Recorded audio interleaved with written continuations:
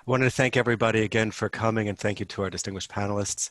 My name is Alec Goldstein. I'm the founder of Kodesh Press, a Jewish publishing house that was founded in 2013.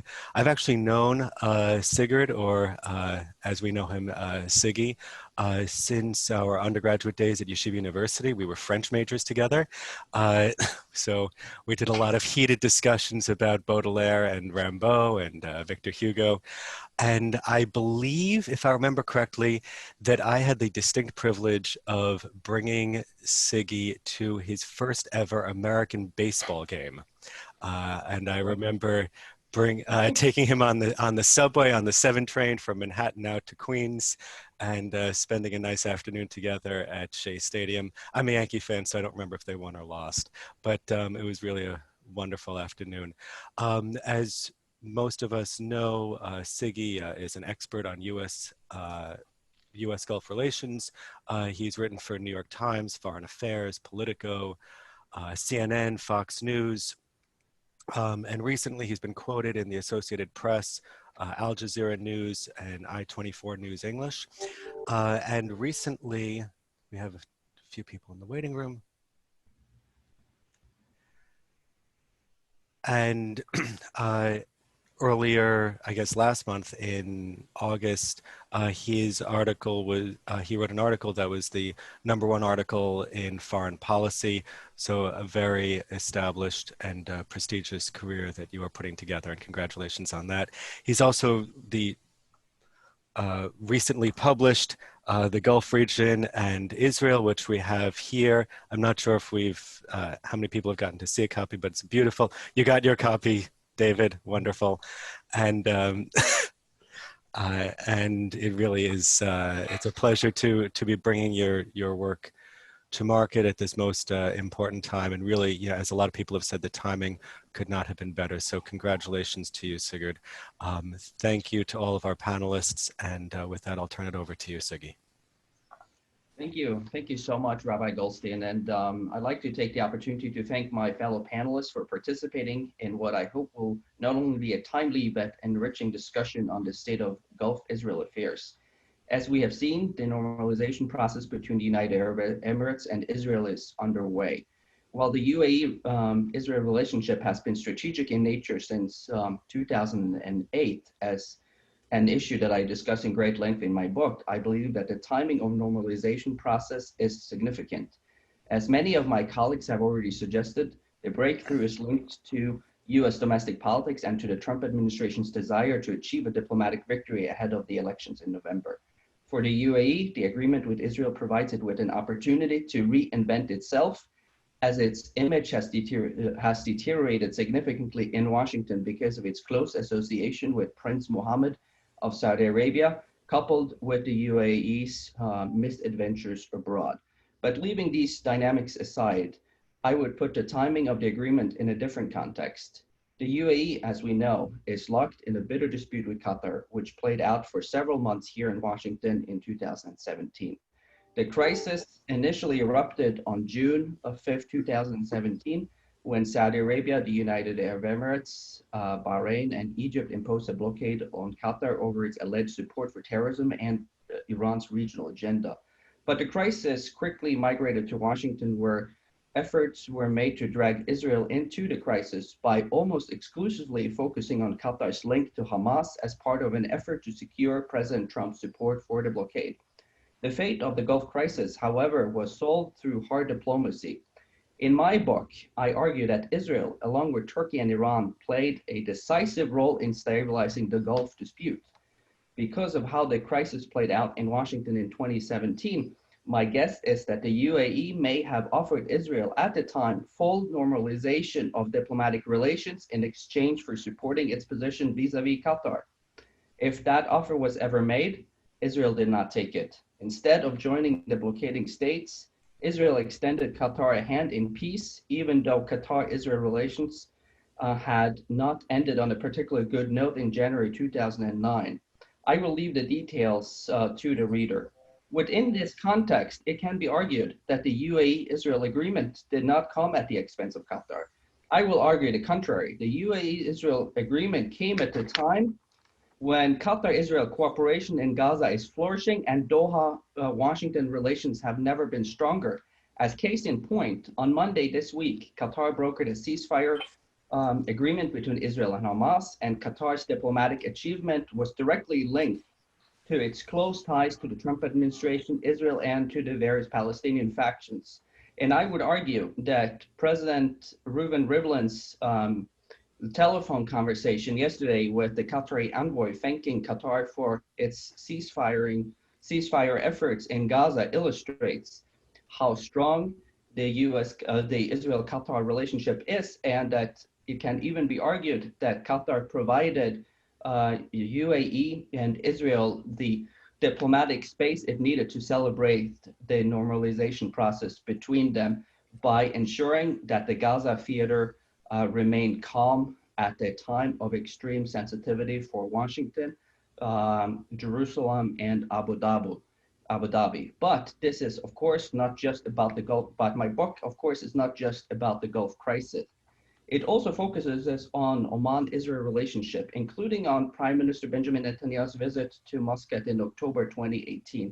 Netanyahu's visit to Muscat should be understood within the context of Israel demonstrating support for Oman, whose government initially found itself isolated in Washington over, quote, its close ties to Iran, end of quote, while experiencing outright hostilities from its immediate neighbors to UAE and Saudi Arabia.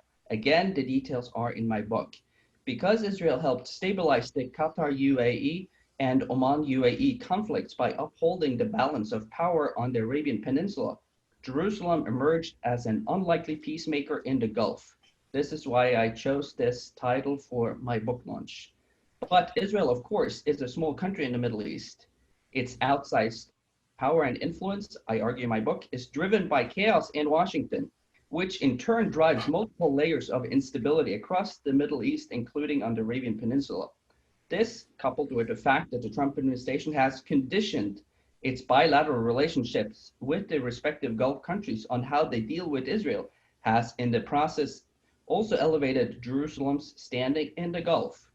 But because UAE, Qatar, and Oman have positive experiences dealing with Israel, Jerusalem, ironically, is the only non-GCC actor which is acceptable for sides of the GCC schism, unlike Turkey and Iran.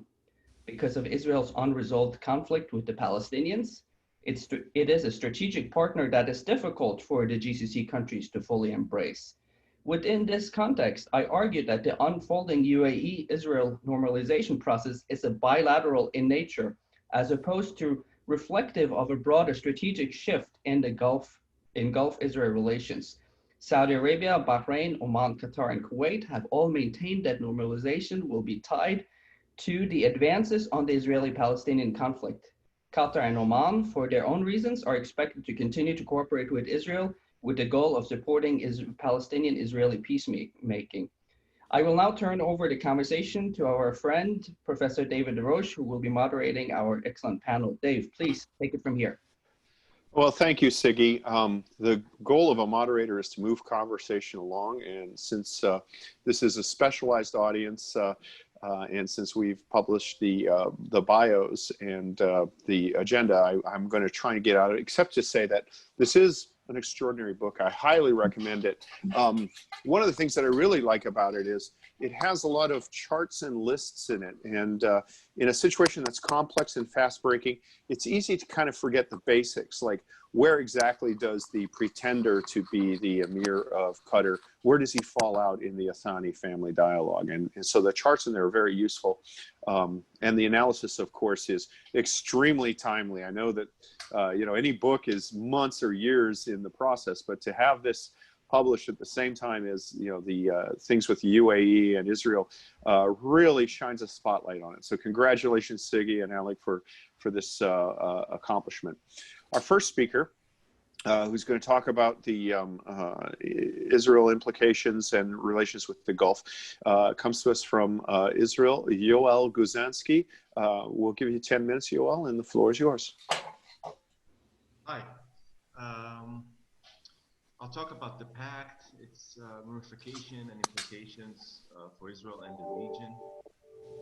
think what it does, it's formalizing and expanding nearly 2 decades of lying just below the surface of official relations. Concerns over Iran, uncertainty over US strategy in the Middle East have brought many of the Gulf states towards commercial exchange, diplomatic engagement, and security coordination with Israel along the years. This, I call it tacit relations, meant to strike a balance between addressing regional threat and trying to quell or pacify domestic pressures in the Gulf. Both Israel and the Arab Gulf states have prioritized stronger coordinations with each other, with the Palestinian issue receding in its importance in recent years. There are several motivations behind the UAE actions. Sigi mentioned the timing. Already in 2013, we can sign an agreement that is close to this agreement that they're signing today. What is different now? Two things: Israeli politics and American politics. For Israeli politics, first of all, the annexation, real or not. He brought, I think, Mohammed bin Zayed to realize he has a good timing to do his move. I also agree with what Sigi said earlier. It's mainly to try to improve Mohammed bin Zayed and the UAE image, especially in Congress, with Democrats, with others, because of Yemen, because the ties with MBS. In recent years, there is a fear among several Gulf states about US backing, political and security backing. And this deal with Israel, trying to get to Washington through Israel, of course, this is not new, it's been going on for years, trying to get the relations, trying to improve relations with the US. Security-wise, we talked about the F-35 in Israel in the last 3 weeks. That's all people talk about here. Also, I don't know what kind of side agreements or understanding the U.S. Has with the Emiratis vis-a-vis Iran, for example, trying to appease the Emiratis and to give them some sort of carrots. It's some sort of a gift to Trump in its election campaign. I'm not sure American voters are going to vote on foreign affairs, but for Trump, a photo op in the White House will be quite an accomplishment. There's also the timing of the election. We need to, maybe Biden is waiting around the corner. The uncertainty about who's going to be the next US president, I think led the UAE to do what it did. They fear that Biden might be soft on Iran, but harsh and tough on them, you know, on human rights, on other issues. So I think this is explaining the timing of and the motivation of this agreement with Israel. Okay, good layout. I'm fascinated by the F-35 issue, and perhaps we can talk about it later on. I think it's been in play for a while, actually, with the UAE. And if standard policy holds, the UAE was offered a briefing a capability briefing on the F-35 years ago. In the past, the policy is that the United States government doesn't discuss anything with the country unless they're willing to sell it to them.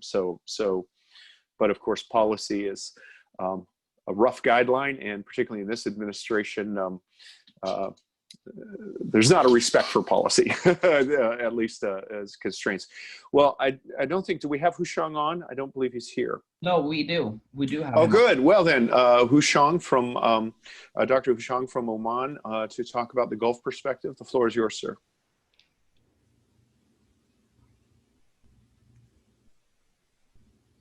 Alec, can you unmute him? I thought that I did, but I'm going to try to do that now, and I apologize. Welcome to Zoom.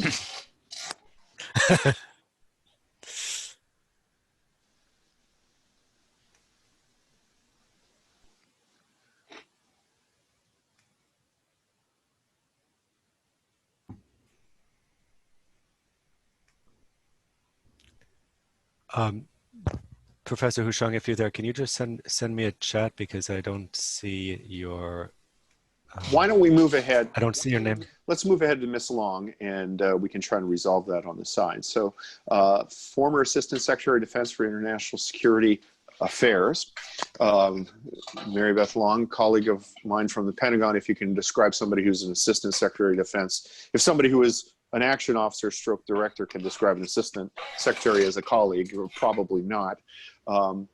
Worked extensively around the world to include in assignments she still can't talk about, and currently is a fixture on the academic think tank circuit in Washington, as well as conducting her own very successful business.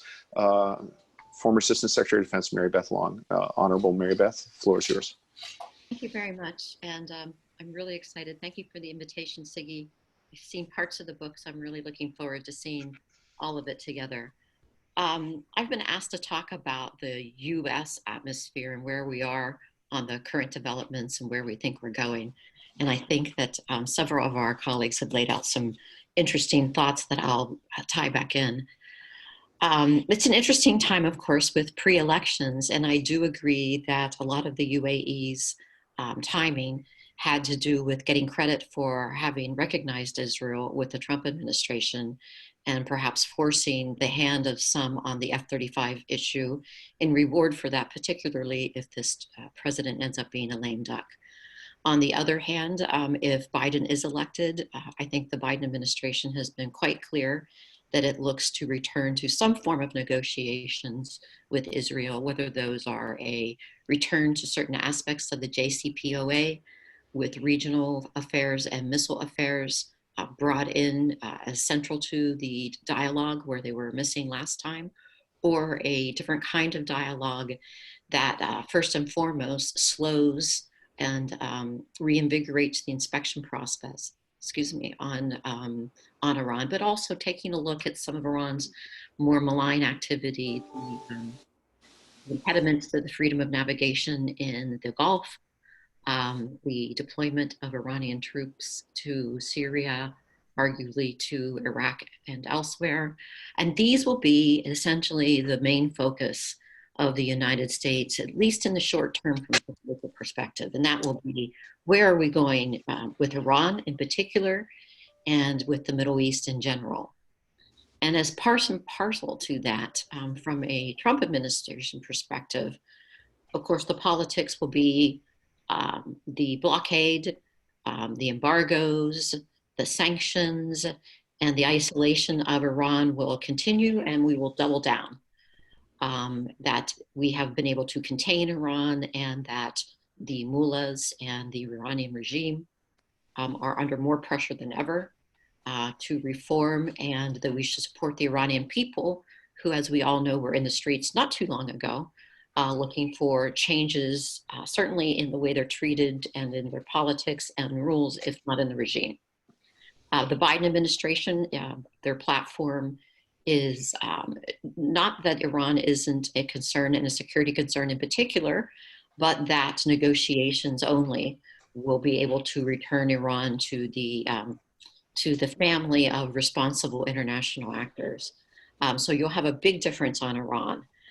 Right now, the Middle East, from a military perspective, and I think from the perspective that State Department is approaching, has somewhat devolved back into almost a 1960s era of a place where, as much as the bilateral, multilateral relationships are important, it is a place where the US is looking at great power competition. And that is, what is Russia doing in the Middle East, and how do we block it from blocking the United States and our influence there, and the ever increasing role of China. And in fact, I believe firmly that one of the reasons that the UAE took this opportunity now to do the recognition, as Dave points out, which has been brewing really since 2008, is because the UAE knew that it was in some very hot water with the United States. There have been leaks of articles about the UAE dancing a bit too closely with China, and that there were repercussions, if not problems, with the UAE-China relationship from a defense perspective. and that there were going to be, I don't want to say sanctions, but there were going to be restrictions placed on the UAE, not only for its relationship that's increasing with China, but also for the migration, whether purposeful or not, of some weaponry and some capabilities from the UAE that were sold by the US to the battlefield in certainly in Libya, if not elsewhere. So they took advantage of that opportunity as well to basically take that off the battlefield as a problem by really fulfilling one of the administration's primary requests, which was, as Dave and others pointed out, that we will deal with our Arab partners and our Middle Eastern partners in general, in many respects in terms of how they treat Israel. Taking a back seat, of course, a bit is the oil and gas issue, which when I was in the Bush administration was front and center, keeping the price of oil low while we engaged in our conflicts in Iraq and Afghanistan. That is much less an issue, in part because of the price of oil, but also in part because of the fracking. And although the US has largely backed off our energy independence through fracking, we still are very reliable on the Gulf as our primary source of oil and gas energy, and the freedom of navigation that it represents through the Gulf.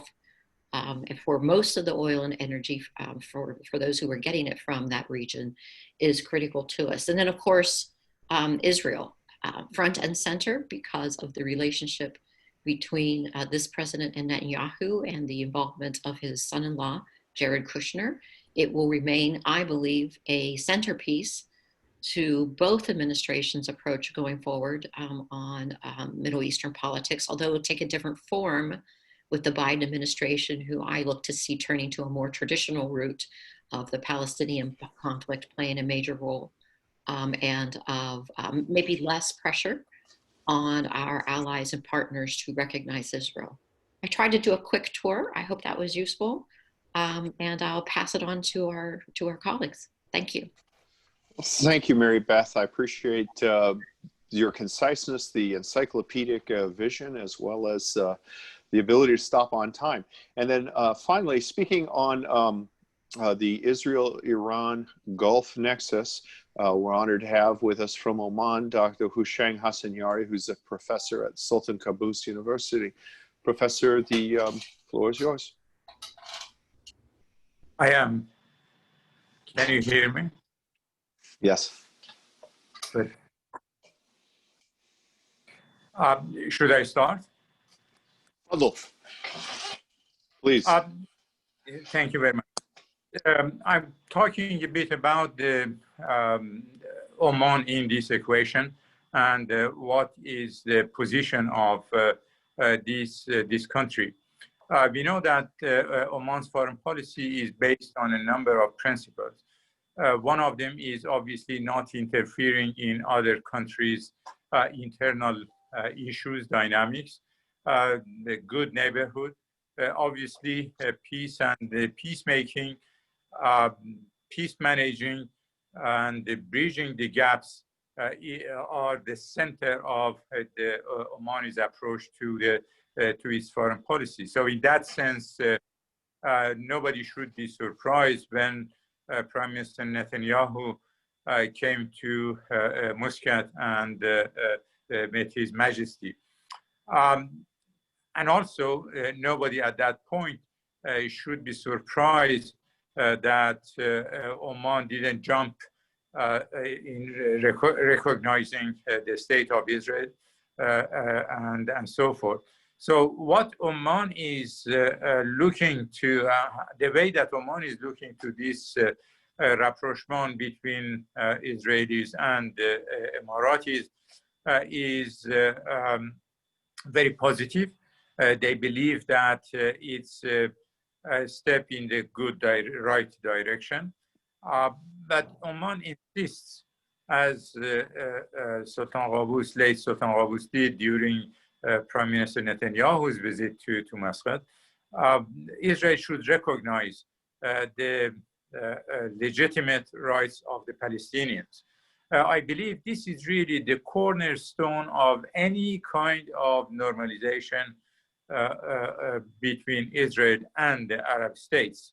Not that the majority of Arab governments are not in favor of warming relations with Israel, but there are other considerations or concerns that they have, including obviously the reaction by their people, including here in Oman. So what would I suggest to the Israelis, if they are listening to us now, is do not believe that the warming relations with the UAE should be at the expenses of the Palestinians. Like it or not, the Palestinians are part of the Arab psyche, Arab culture, nation, as sometimes they call it. And consequently, if the Palestinian issue is not resolved in the context, let's say, of 242 or 338, two nation states, as everybody is talking about, but nobody is taking real steps in realizing it. I believe that if that problem is solved, a big chunk of the problems, not only in relations between Israel and the Arab countries, will be resolved, but also regionally. That will take, obviously, carpet from flying groups and Iranians or the Islamic Republic, and will somehow make them naked. In a sense that, as we can see, for example, the current situation in the Gaza Strip, as one of the colleagues mentioned earlier, this ceasefire and so forth, it really gives some impetus to groups like Hamas, Islamic Jihad, and so forth on one hand, Islamic Republic on the other, and also the other proxy, Hezbollah. So the resolution of the Palestinian issue will resolve a lot of problems for the Israelis, for the Arab regimes, and consequently can create a more stable region where Israel can more openly collaborate with the countries in the region. Oman is in favor of such a thing. Oman is supporting the Arab initiative or Arab approach, which is obviously the same old peace for land. And for Oman to be able to, Omani government to be able to sell such an approach to its own people is really for the Israelis, for the Palestinians to get seriously to the table and negotiate a peace treaty where a Palestinian state in the maybe close to 20% or so of the historical Palestine will be created, and to become a kind of normal situation. At this point, that is not the case, and I believe that that is really an obstacle for the rest of the Arab countries who want to join. The Saudis were extremely clear that they want to do it, but there are conditions. The conditions that the Saudis, Omanis, and others are talking about are not really draconian. They are not drastic. They are enshrined in the UN legitimacy and so forth. So I think if the Israelis and the Americans, they want to create more distance between some smaller, more fragile Arab countries and the Islamic Republic, they have to take into consideration the concerns of those states, and consequently to resolve this problem. And finally, in terms of Iranian relations, that as everybody around the table here know, this is historical. This did not started with the Islamic Republic, goes back centuries in making, and what we see now is really the result of that historical background. It's very pragmatic, I believe, from the Omani perspective. It's not really based on ideology. It's not based on endorsing the Islamic Republic's behavior in the Persian Gulf, and including in what happened in Saudi Arabia or in Iraq, in Lebanon, in Syria, or in Yemen, but purely managing not comfortable and easy relations. We know that the two countries are located in the two sides of the Strait of Hormuz. So there is a need. Mr. Chairman, you mentioned the navigation and so forth in the region. So they have to do it. They have to collaborate. But there is a limit really to this collaboration on one hand, and also there is a limit in what Oman can do in terms of its relations with Iran. So this relation is part of a larger picture of the Middle East, and consequently, I believe time is right and ripe to address many issues at once. Nuclear issue, security issues, and so forth. And finally, I would say that the Islamic Republic tried for more than 40 years to become a neighbor to Israel through Hamas, Gaza, and Hezbollah, and more recently, Syria. They lost that game, I believe. Now Israel is becoming a neighbor to the Islamic Republic. So it's important for the Israelis and their supporters to manage the new context very carefully. And for the final word about the book itself, I believe it's written obviously long before this rapprochement, but it shows the clairvoyance of the writer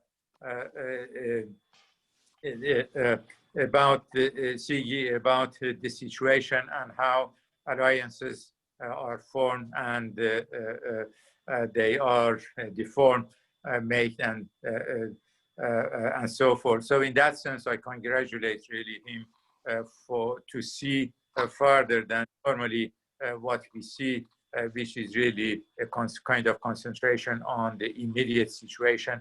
And finally, as Mr. Chair mentioned, the content in terms of tables, charts, and so forth, this is very rich, I believe, and there could be easily a reference when it comes to the region. Thank you for the opportunity. Thank you, Dr. Houchang, and also for the kind words for the other panelists. And once again, this is the book that we're discussing, just out by Kodesh Press. Well, I suppose it's only fair to give the author right of response. Sigi, anything there that particularly grabs you that's worthy of amplification or perhaps take issue with?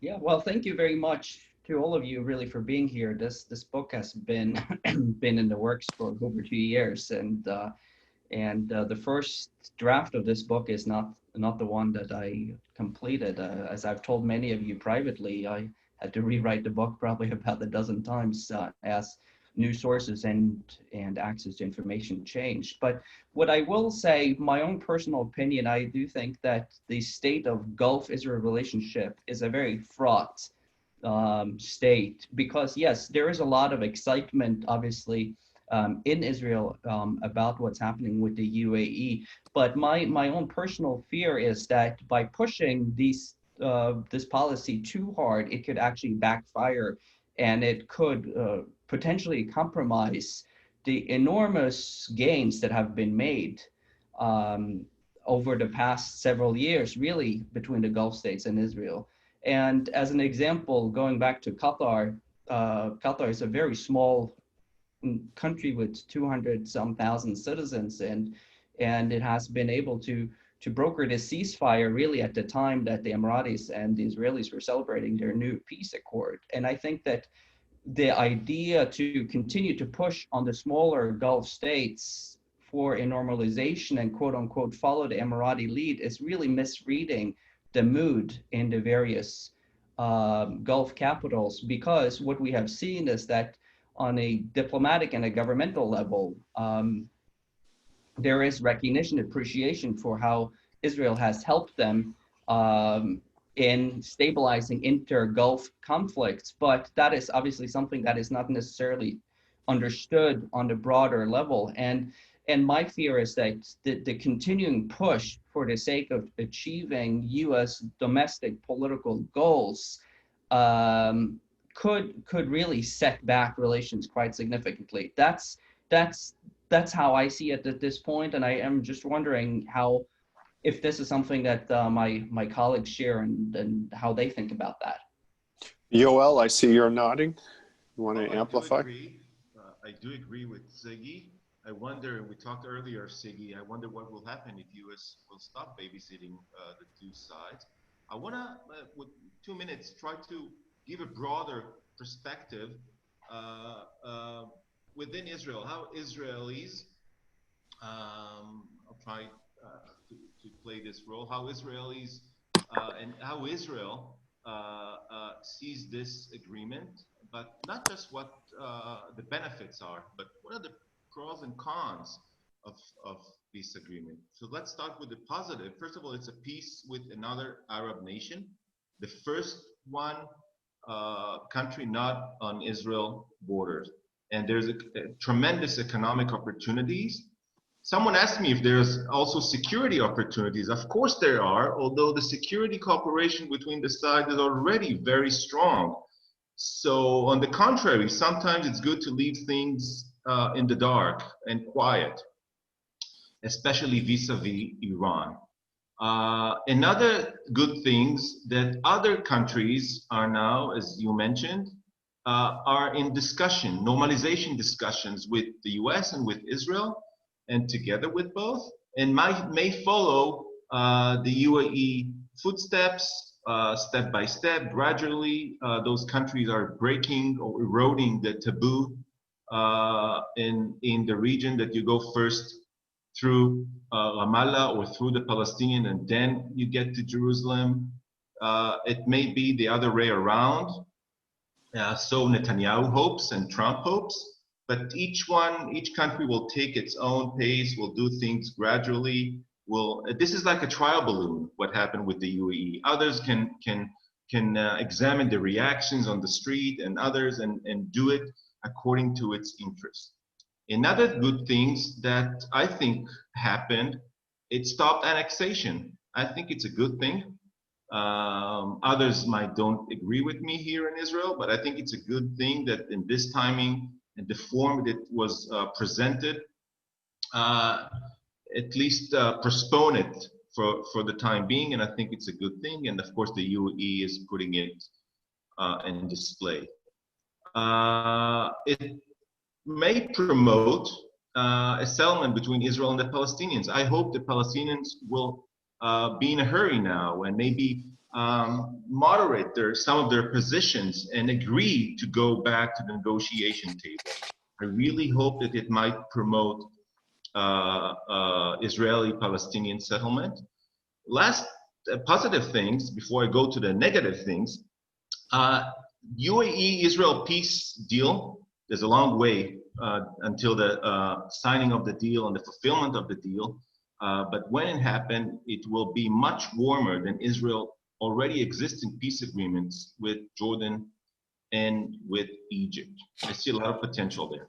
What are the cons? What are the might be things that can get wrong? In Israeli eyes, UAE, I don't think Israelis, you won't hear it in the media here, but UAE might gain leverage on Israel on all kinds of things, especially vis-a-vis the Palestinians. Israel will have to think twice if it wants to do certain things. Another thing is Turkey.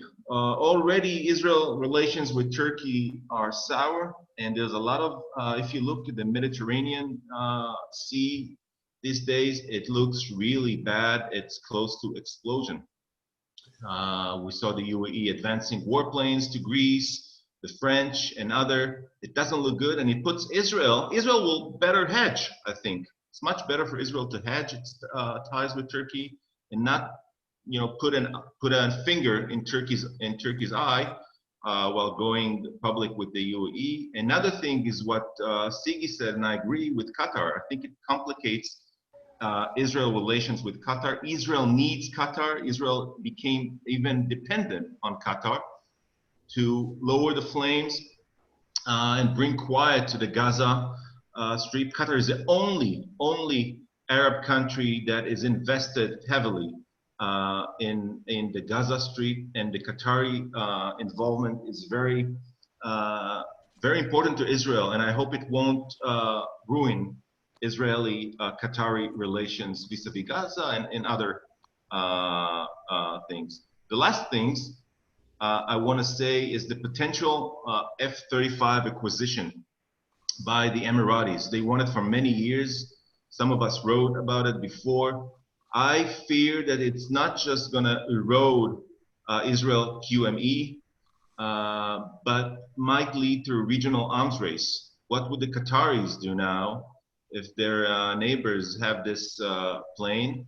Others will want it, and we know how dynamic like this works in the Gulf. If you have it, I want a bigger one, a better one. So these are the pros and cons that I see trying to look into the future. Thank you. Mm-hmm.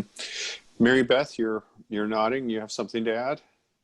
I actually agree with all of the speakers. I was the only American at the Munich Security Conference that was held in Cairo and Doha this past year at the table. And I think what you're expressing sentiment-wise was very much what was expressed in the so-called privacy or the small conversations during that meeting.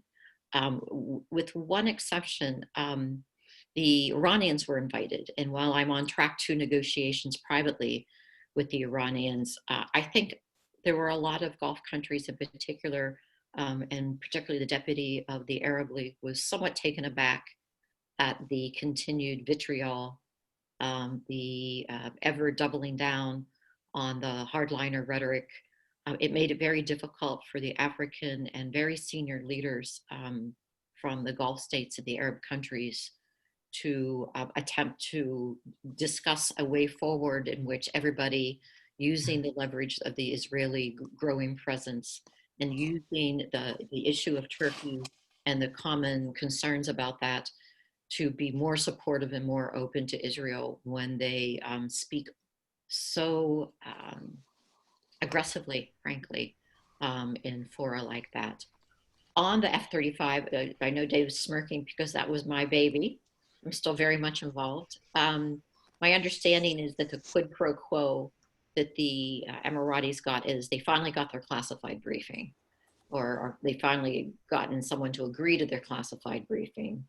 A little bit deeper than the previous ones. And perhaps, I've posited the question, the agreement was not that Israel would support the F-35 acquisition, but that Israel would not stand in the way and would not raise QME concerns. However, that of course, does not tie the hands of Congress or tie the hands of AIPAC, the Israeli lobbying organization in town. As far as the Qataris are concerned, they're very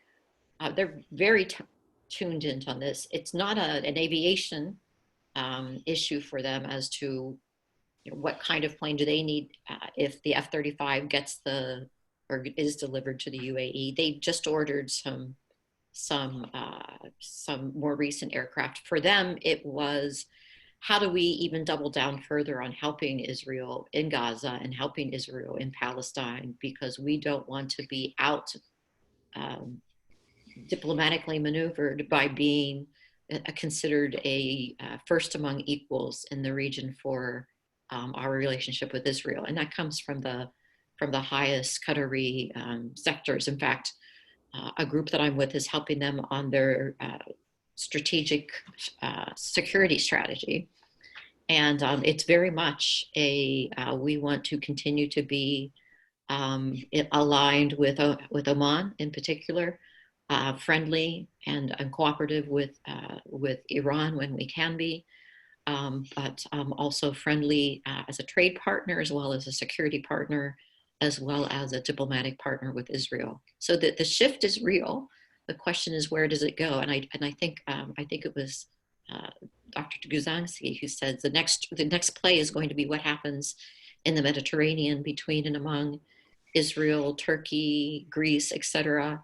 I would have hoped that the UAE had learned a lesson about sending its fighters elsewhere with its activities in Libya and Egypt, if not to mention Yemen, but they jumped right on it. And as you know, not only does that complicate things very much for the US and our alliances, but also for NATO. As you know, NATO has been looking hard, and the French have been lobbying very hard for certain anti-Turkish approaches as far as that organization is taking place.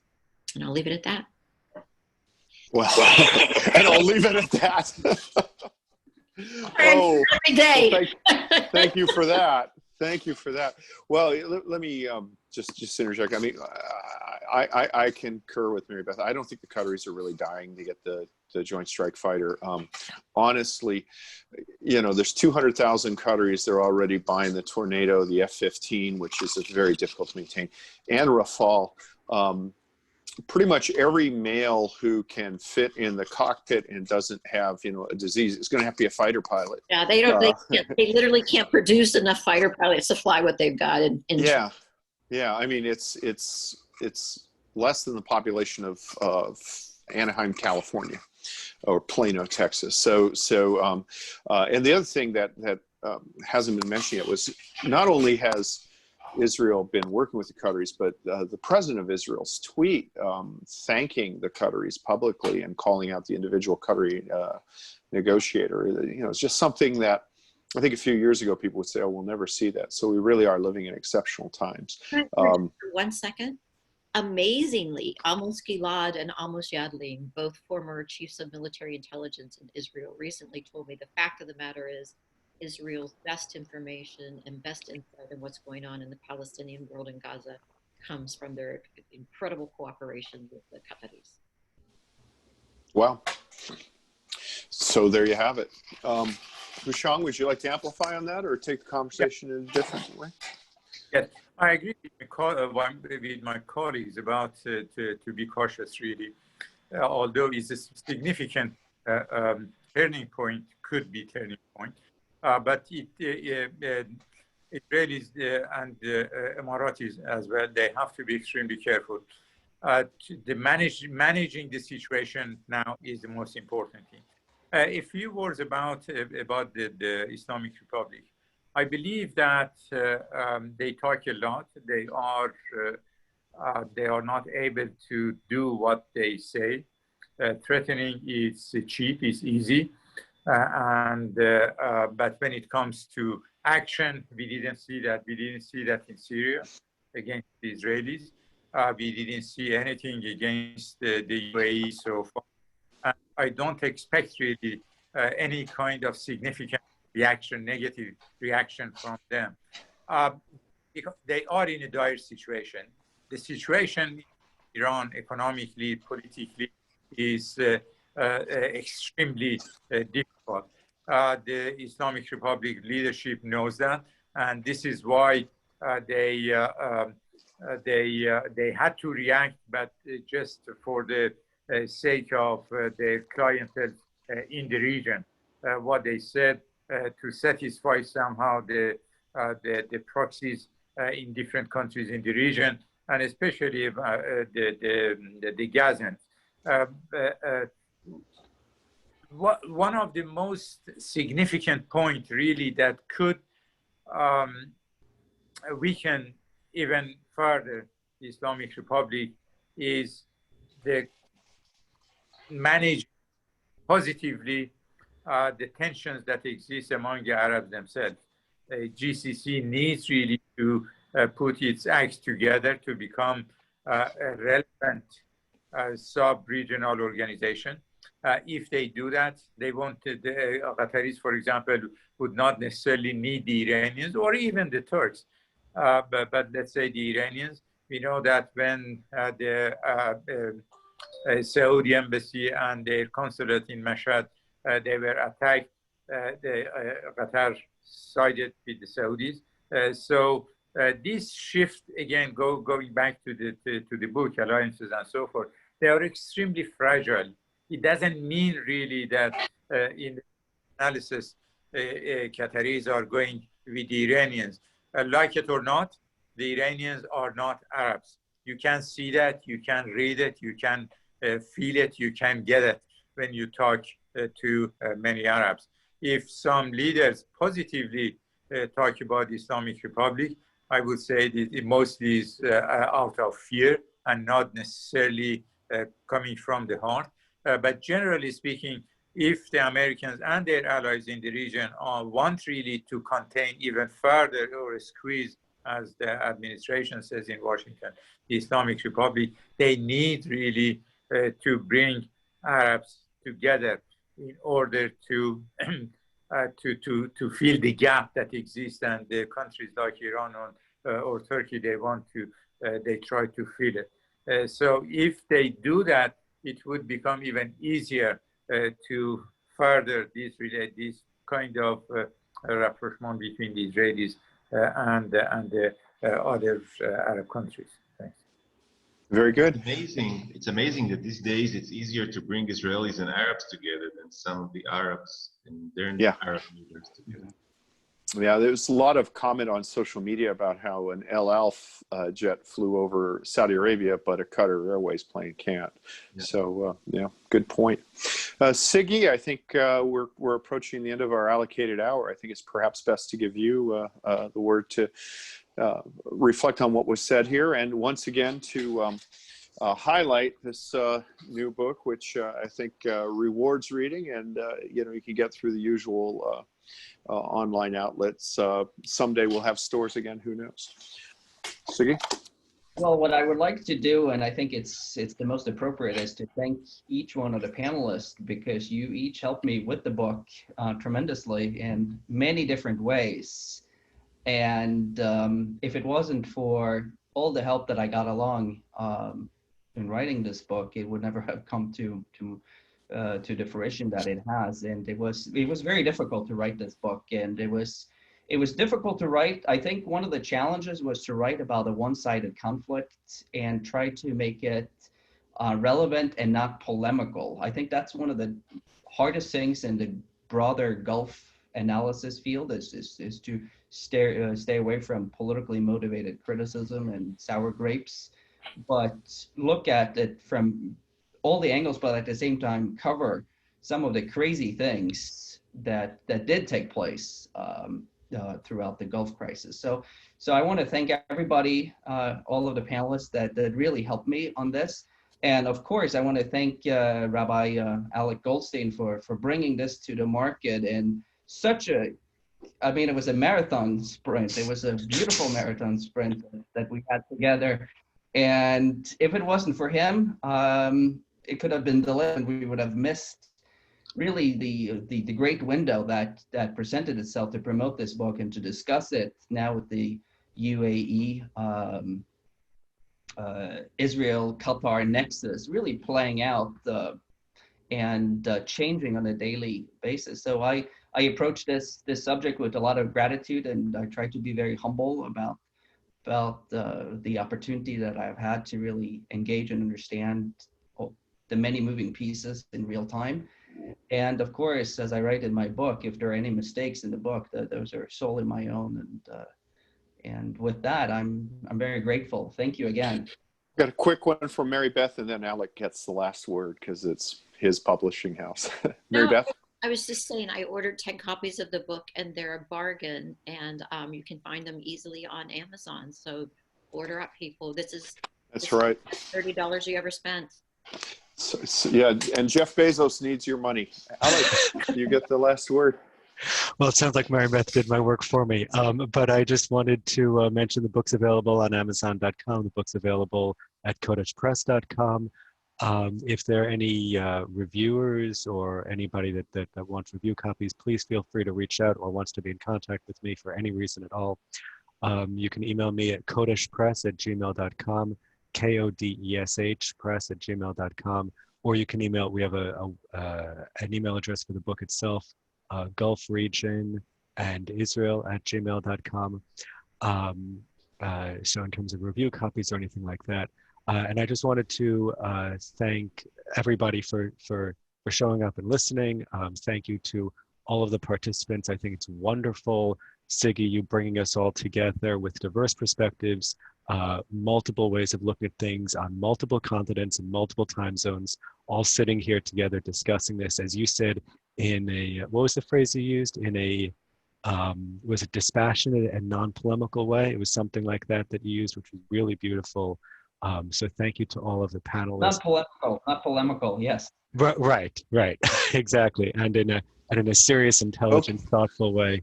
And thank you to all of our panelists, and congratulations again to you, Siggy, on this wonderful accomplishment. Thank you All right. so much. So thank you and congratulations. And with that, I think we are right on the money. So thank you, and go out and get this extraordinary book, and have a good day here in isolation. Thank Bye-bye. you. Bye.